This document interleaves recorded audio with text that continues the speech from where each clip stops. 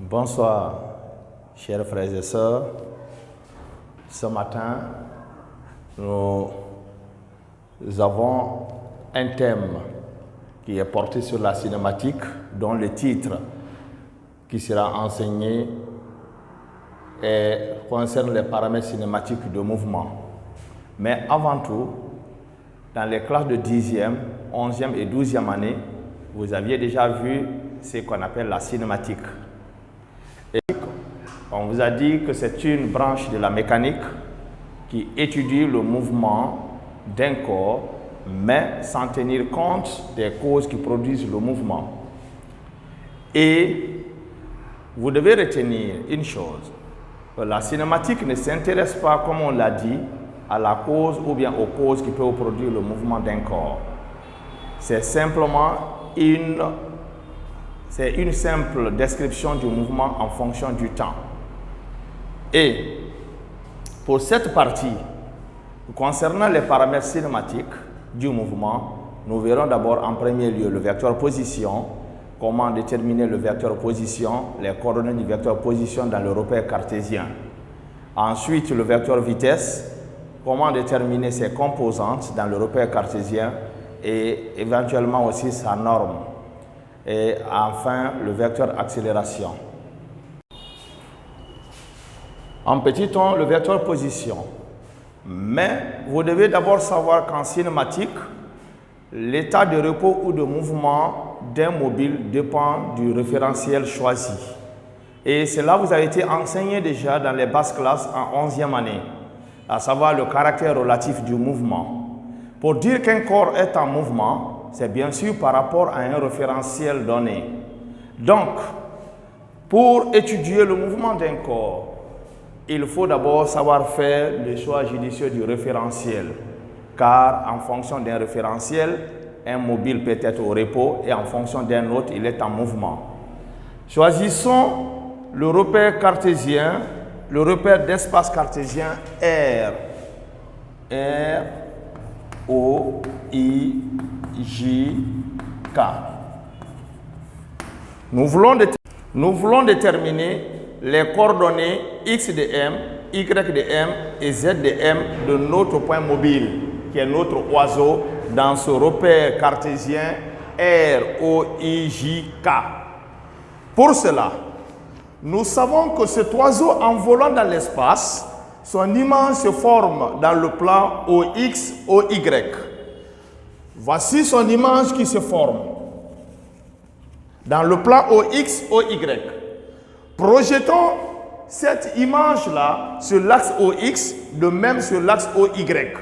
Donc la projection sur l'axe OX parallèlement à l'axe OY nous permet de déterminer X de M, et également la projection de cette image sur l'axe OY parallèlement à l'axe OX, je dis bien parallèlement à l'axe OX, nous permet de déterminer Y de M.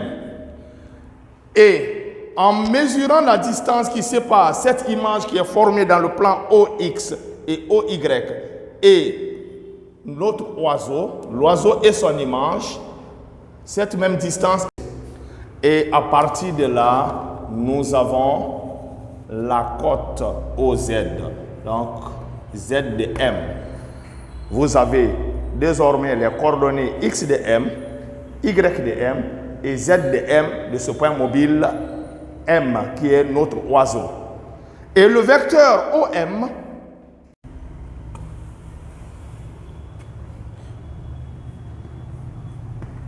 voici le vecteur OM. Le vecteur OM. Comme nous le savons, un vecteur est caractérisé par son point d'application, sa direction, son sens et sa norme. Le point d'application de ce vecteur OM, c'est le point O, qui est l'origine du repère. Sa direction, c'est la droite OM. Son sens de O vers M et sa norme, c'est la distance de O à M. Donc, quelles sont les coordonnées du vecteur OM? Nous savons bien évidemment que l'origine O du repère a pour coordonnées 0, 0 et 0. Donc, le vecteur OM aura pour coordonnées x de m moins x de O. X de m moins x du point O. Ensuite, y de m moins y du point O. Et enfin, z de m moins z du point O. Mais x de O est égal à 0, y de O égale à 0, z de O égale à 0, ce qui nous permet d'écrire l'expression, ou bien qui nous permet d'écrire les coordonnées du vecteur OM, à savoir x, c'est petit y, z de m moins z de O, c'est ce qui est petit z.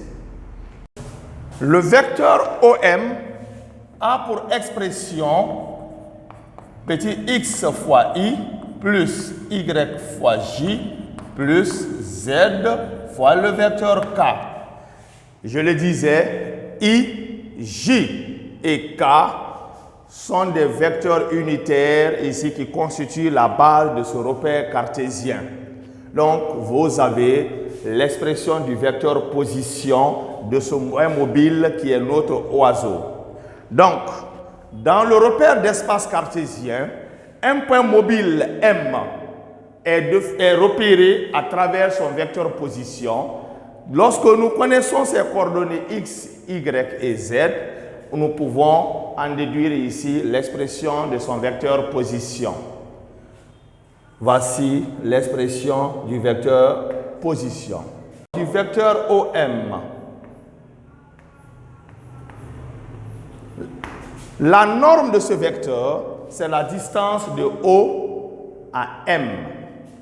Donc, cette norme qui est la distance de O à M, elle est égale à la racine carrée de x au carré plus y au carré plus z au carré.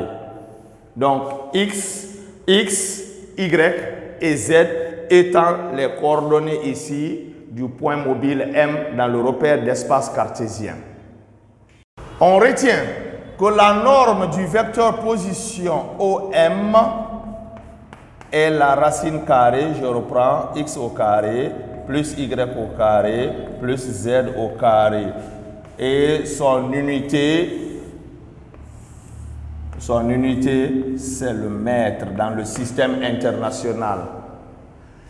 Et en petit 2, nous avons le vecteur vitesse.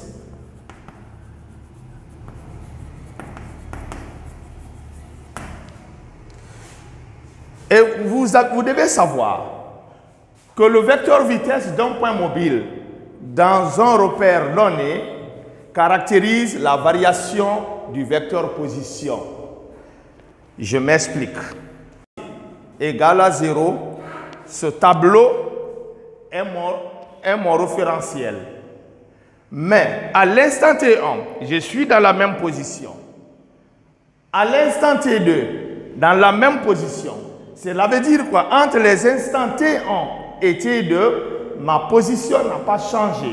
Donc je dirais alors, dans le repère qui est lié à ce tableau, ma vitesse est nulle. Ça, c'est la première expérience. La deuxième expérience, on considère qu'à l'instant T1, voici ma position par rapport à ce tableau. À l'instant T2, ma position a changé par rapport à ce tableau. Entre les instants T1 et T2, ma position a changé. Donc, pendant cet intervalle de temps, je peux dire que j'étais en mouvement. Et par conséquent, ma vitesse n'était pas nulle. Donc, nous pouvons dire ici que le vecteur vitesse caractérise la variation du vecteur position, mais dans le temps. Cette variation, c'est ce qu'on appelle ici la dérivée. Et comme nous le savons, la cinématique n'est qu'une simple description du mouvement en fonction du temps.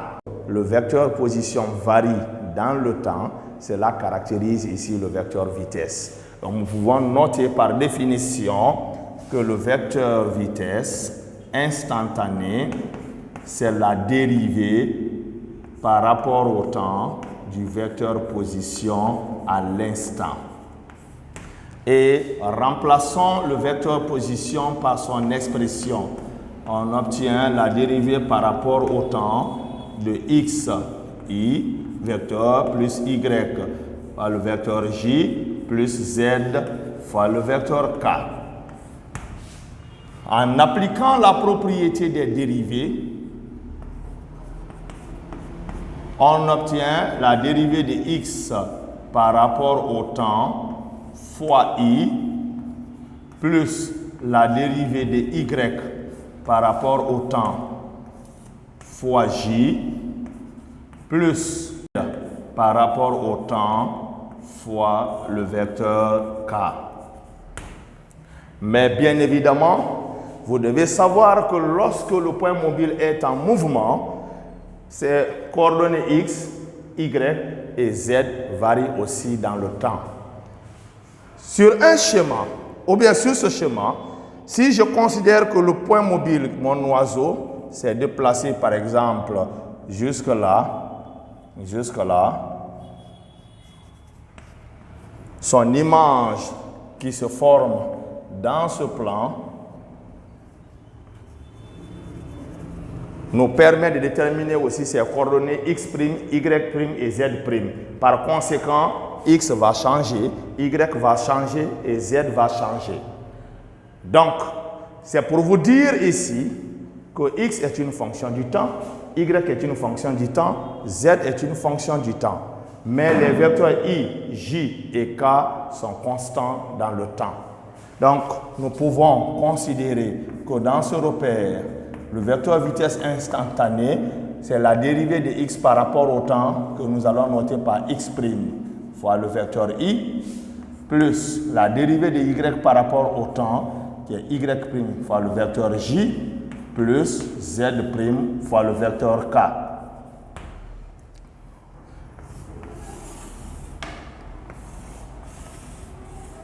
Donc, quelles sont les coordonnées du vecteur vitesse? Ces coordonnées dans ce repère d'espace cartésien, le vecteur vitesse instantanée a pour coordonnées x', y' et z'.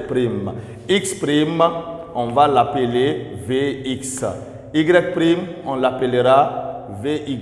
Z', on l'appellera Vz. Autrement dit, Vx, Vy et Vz sont les composantes du vecteur vitesse dans ce repère cartésien.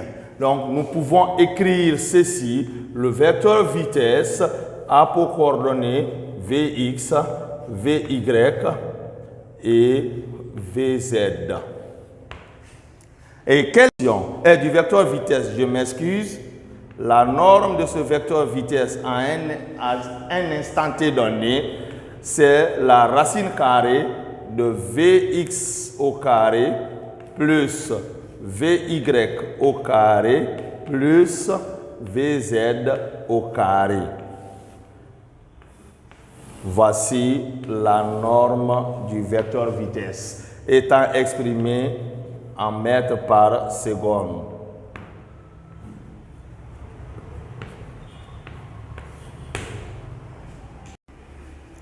Petit 3, le vecteur accélération. Vecteur accélération.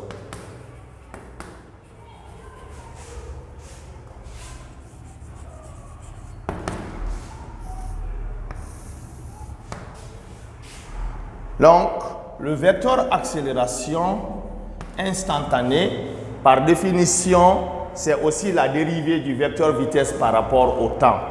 Et nous venons de le dire que le vecteur vitesse caractérise la variation du vecteur position.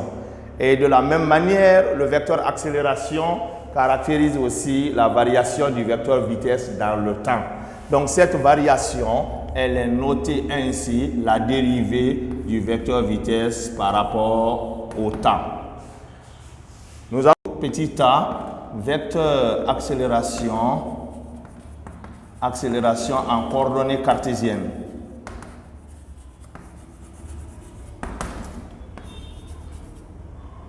Vecteur cartésienne.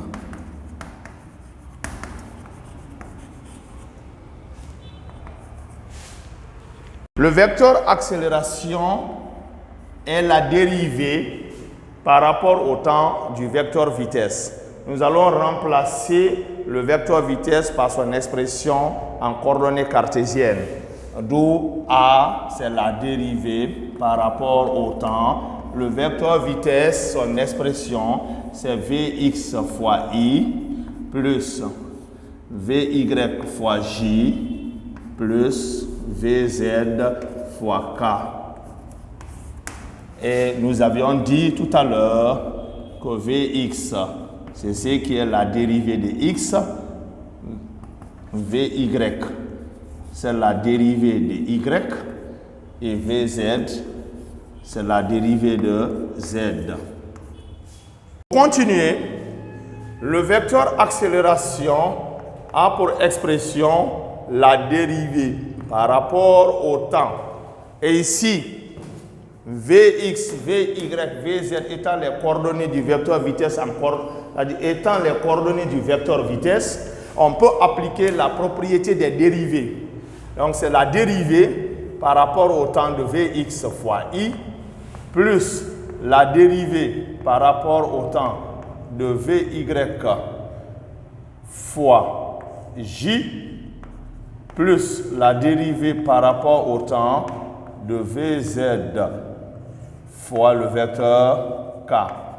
Et ici, je vais rectifier, c'est la dérivée de Vx par rapport au temps, le tout fois le vecteur I. Et nous allons noter la dérivée de Vx par rapport au temps est notée par Ax fois le vecteur I plus la dérivée de Vy par rapport au temps, nous allons la noter par Ay fois le vecteur J et la dérivée de Vz c'est Az fois le vecteur K. Voici l'expression du vecteur accélération. Et quelles sont ses coordonnées? Le vecteur accélération a pour coordonnées Ax et Az. On peut dire que Ax c'est la dérivée de Vx. Autrement dit, c'est Vx dérivée. Ay c'est Vy dérivée. Et Az c'est Vz dérivée.